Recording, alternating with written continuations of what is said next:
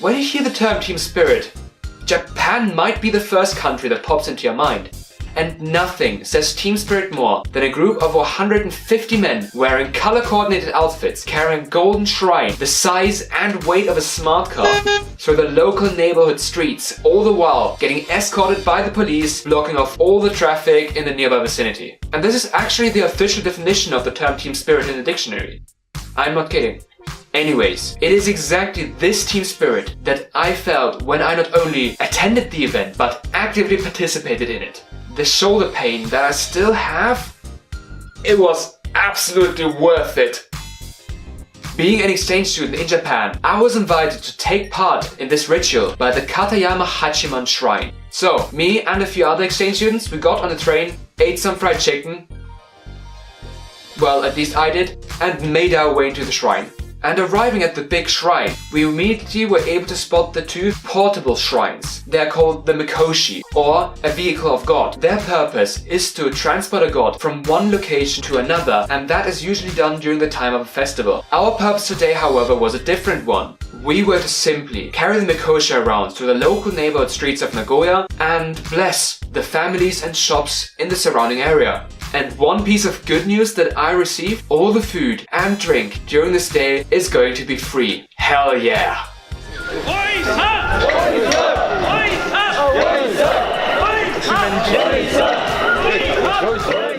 The first thing we did at the Jinja wasn't to eat though. First, we had to get ourselves a set of clothes. A vest, a belt, a headband, and a little bag, which we were actually allowed to keep. After just being barely able to get into the #1 biggest pair of shoes they had, I was ready to eat some honey-filled double-layered pancakes. Delicious.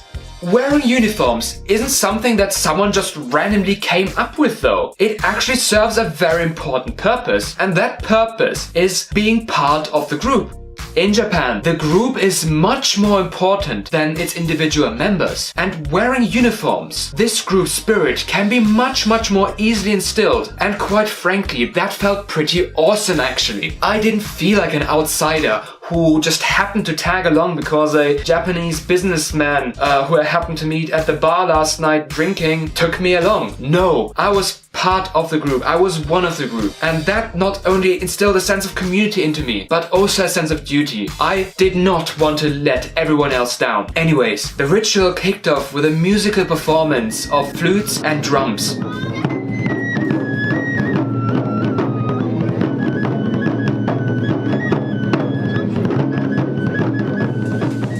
Right after that, the Shinto prayer commenced. And during those, you should take off a headband, by the way. So out of respect, I also didn't take any footage of the prayer. So sorry for not being able to show you any of that. The prayer blessed the portable Mikoshi shrines, and after the ritual is finished, it was time for the #1 hardest workout of Japan yet. Lifting off the shrines and carrying them off.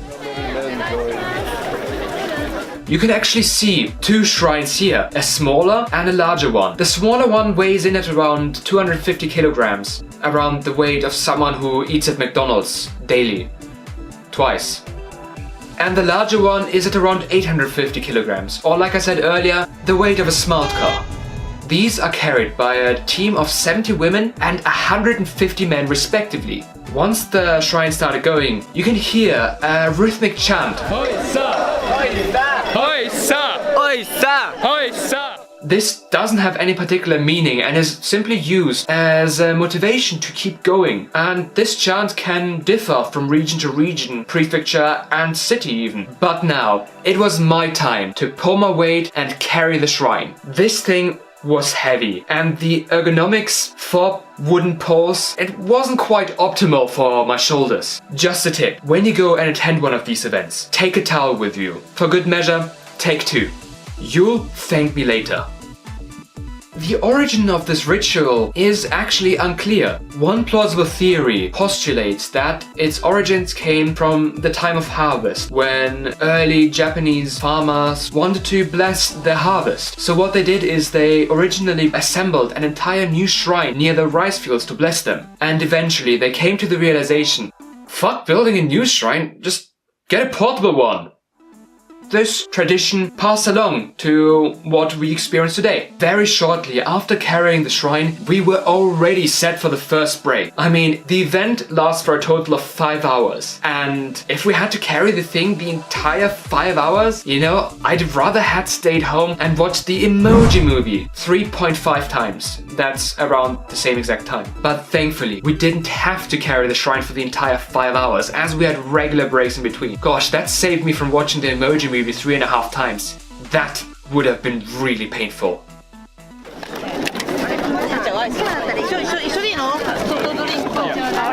This is basically a sauna and beer, just like in good old Germany.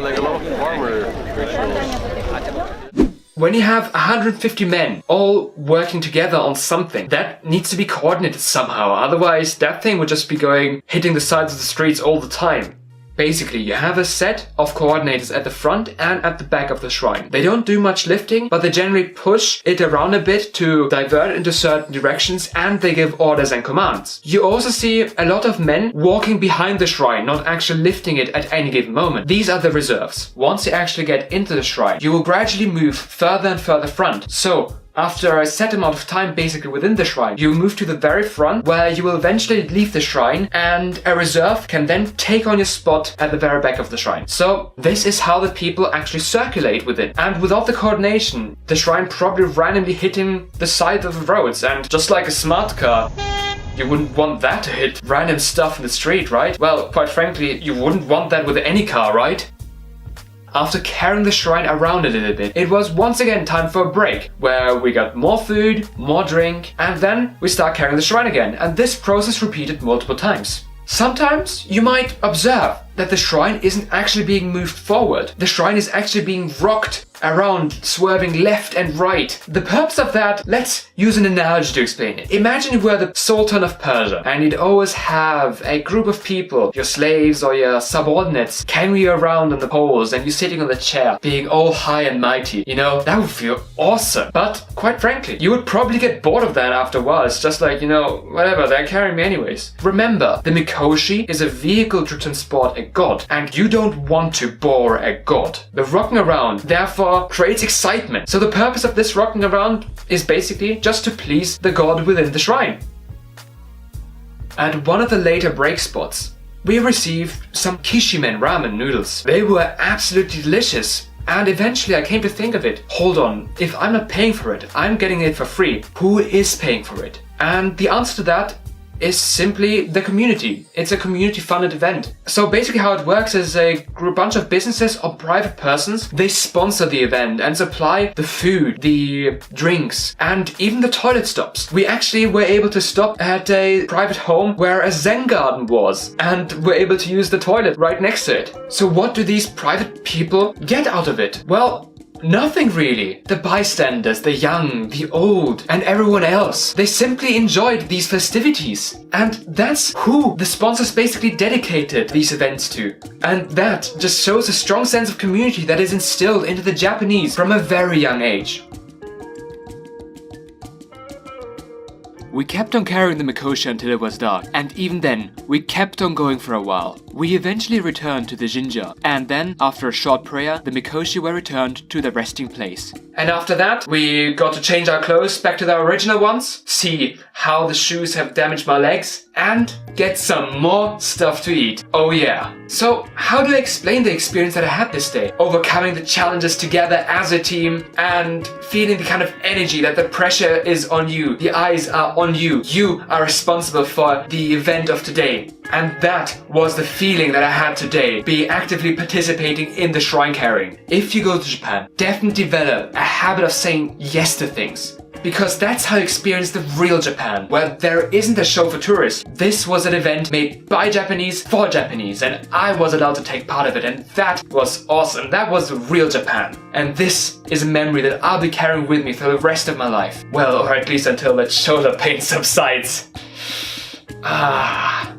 After getting back to the dorm, how did I feel? Well, see for yourself.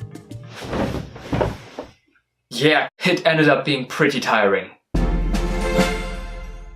Thank you so much for watching. Please consider subscribing to this tiny channel. With this channel of microscopic size, every single sub, every single like matters so much. So please subscribe, and I really hope to see you next time. Bye.